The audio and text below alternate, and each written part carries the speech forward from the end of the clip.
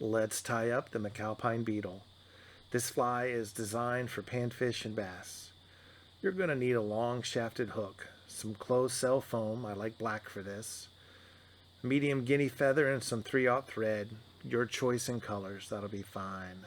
The fly is designed to ride right at the film. You'll notice that the hook bend dips a little further past on the foam. That keeps the hook point down in the water. And that guinea feather gets wet and moves and jiggles as you twitch on the line. The fly's got a lot of action. The hook is exposed. It's ready to go. Let's tie one up. And some scrap EVA foam tied on there with some sewing thread on this version. When it gets wet, all that's going to fall in there and flow just like legs and stuff. Alright, let's see what happens here. So, pop it in here. Nymph hook. Need that extra long shaft so I can palmer the feather up there. See, I like to tuck the hook point back into the vise so I don't nick my thread. Here I got some purple thread. I like to just start wrapping it on right there. A couple times forward, and then I start coming backwards. And by pinching right on there with the tip, I don't have to cut that little flag off. Saves me some scrap. There we go. Let that hang right there. Here's the guinea feather. They're black and white. This one's been dyed blue. The one that was up on the vise at the beginning was red. Alright, so tie in with the tip there. I'm going to palmer that up in a spiral and then back in a spiral just to give me a little texture to wrap onto. Couple forward, couple back. And to make the feather a little more durable, I'm going to go ahead and open the feather up and take the thread and spin it around the thread. So now the feather is completely wrapped up in the thread. The reason I do that is as I start to wrap the feather around in my thread, it's bound together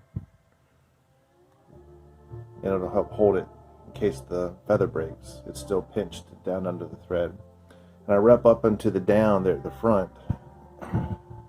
Give me a little more movement, wrap around a few times to lock that down. Just take my scissors.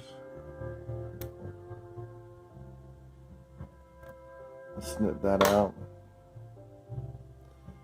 And I can wrap back through here a couple of times and kind of lock it down from the top. Then come back to the middle. Alright? And we're going to take all the feathers and pull them straight down. All those barbs of the feather. Right down just like that.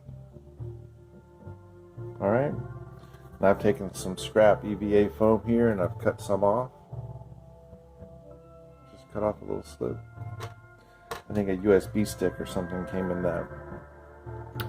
Let's see, and cut that again. Give me a little section about like that. Pull the feather down, lay it right there. I like to pull it kind of snug. You don't want to break the thread, but by bending the foam a little bit down, I can pinch it and cinch it. I could just leave it just like that, right? I like to fold this over and kind of put all that buoyancy in one place.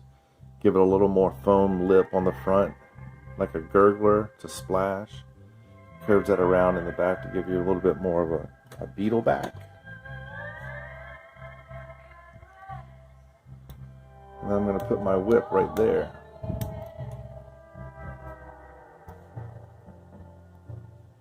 Whip on both sides, have that not come down. Normally I do two. Here's a third whip. But you can see the color of the thread doesn't matter a whole bunch because you can't even really see it. And that's it. That bug is done.